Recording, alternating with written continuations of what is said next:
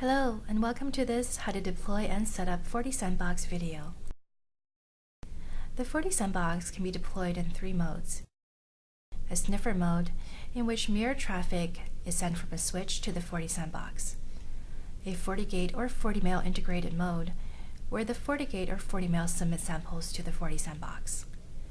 Or on demand, where you manually submit suspicious files to the FortiSandbox.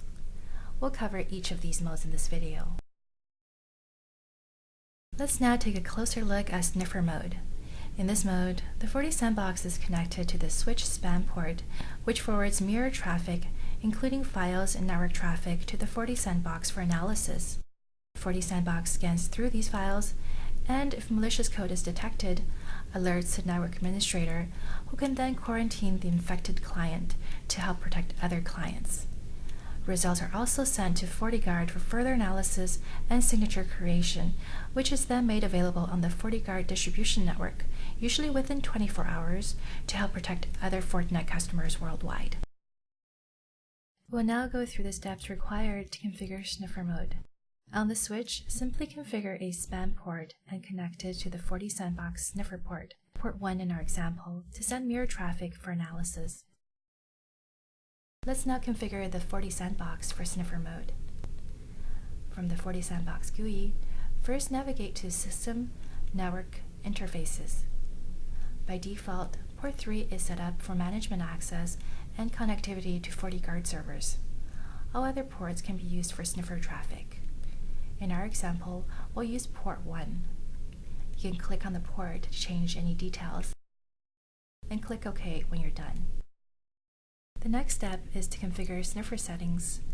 Navigate to File-Based Detection, File Input, Sniffer.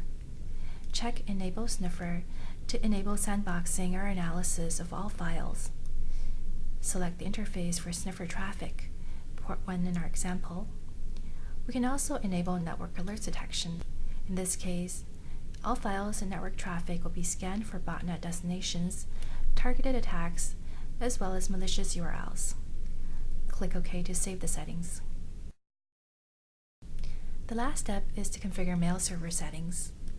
Navigate to System, Config, Mail Server to enter the server address, port, email account, and password information.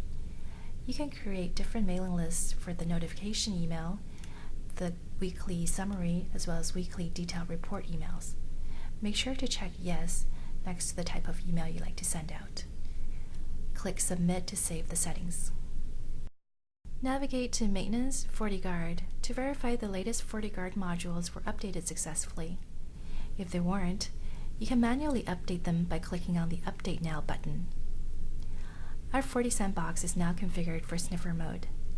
Analysis results will be reviewed later on in the video. Let's now move on to the next mode.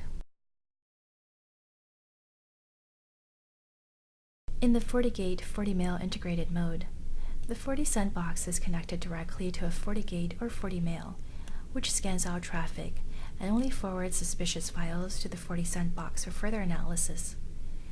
If malicious code is found, FortiSandbox sends an alert to the network administrator, who can then quarantine the infected client. Results are also forwarded to FortiGuard for further analysis and signature creation, which is then made available on FDN, usually within 24 hours. Once FortiGate downloads this latest update, similar malicious files will be blocked in the future. To set up the FortiGate integrated mode, we'll need to configure both the FortiGate and the FortiSandbox. For the FortiGate, the first step is to configure FortiSandbox settings. From the FortiGate GUI, navigate to System, Config, FortiSandbox. Check Enable Sandbox Inspection, enter the IP address of the FortiSandbox appliance, and an email address for notification. Click Apply. If connected successfully, you should now see Sandbox statistics. The next step is to edit the AV profile. Navigate to AV Profiles under Security Profiles. Check Send Files to FortiSandbox for inspection. You can choose to send suspicious files only or all files, In our case, we'll select all files. Click Apply to save the changes. The last step on the FortiGate is to create a new firewall policy for traffic that will be going from the FortiGate to the FortiSandbox. From the policy page, click Create New, set the policy type to Firewall and the subtype to Address. Incoming interface will be set to 1.1, which is interface connected to the Internet. Source address All. Outgoing interface will be set to Internal, the interface connected to the LAN. Destination address All. Schedule Always and Service All. Check Enable NAT, as well as turn on the AV profile default. Click OK to save your changes. We've now configured the FortiGate, so the next step is to configure the FortiSandbox. From the FortiSandbox GUI, navigate to File-Based Detection, File Input Devices. Locate your FortiGate from the list of connected devices. Notice the authorized indicator is yellow, meaning that it's currently not an authorized device. So we need to click on it to edit device settings. Under Permissions, check Authorized. Click OK to save this new setting.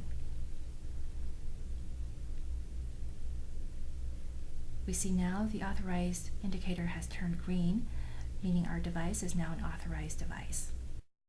You may wish to review mail server settings by navigating to Config Mail Server. Make sure to click Submit after you made all the changes. Let's now take a look at FortiSandbox analysis results. The dashboard status page contains an overview of all activities, including a scanning statistics summary that summarizes a number of files under each rating by mode, including sniffer, device, and on-demand modes. For each of these modes, you can see the number of files categorized under each rating, including malicious, high risk, medium risk, low risk, as well as clean. You can also see the number of files already processed, pending, and being processed. There are also charts for scanning activity, pending job statistics, as well as top critical logs. You can navigate to the Network Alerts page to see a list of all detected network alerts, including details about each of these alerts. Similarly, the Malicious Files page contains a list of all detected malicious files. To learn more about each malware, you can click on the entry, which opens up a pop-up window about that malware. More details are available, or you can click on the FortiGuard Encyclopedia Analysis entry, which takes you to the FortiGuard Encyclopedia page to learn more about the malware. Suspicious files can be found on the Suspicious Files page. You can click on the entry to learn more about it. Information about the suspicious files presented with more details here. You can also see the types of files that were created, the files that were deleted, the processes that were launched, registry changes, and finally all the network behaviors associated with the suspicious file.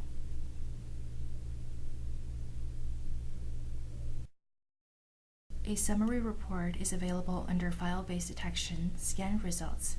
You can see scanning statistics as well as various charts based on scanning results.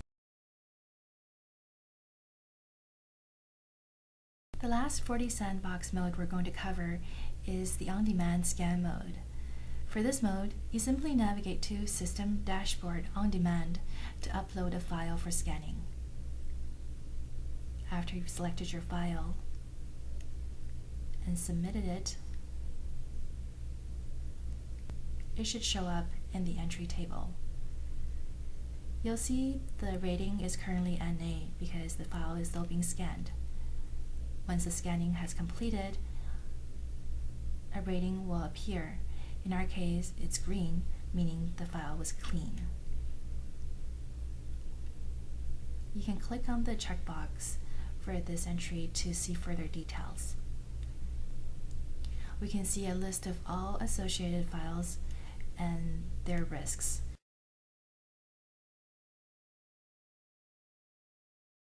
This concludes our how to set up and deploy FortiSandbox video. For more videos, visit video.fortinet.com. Thank you for watching.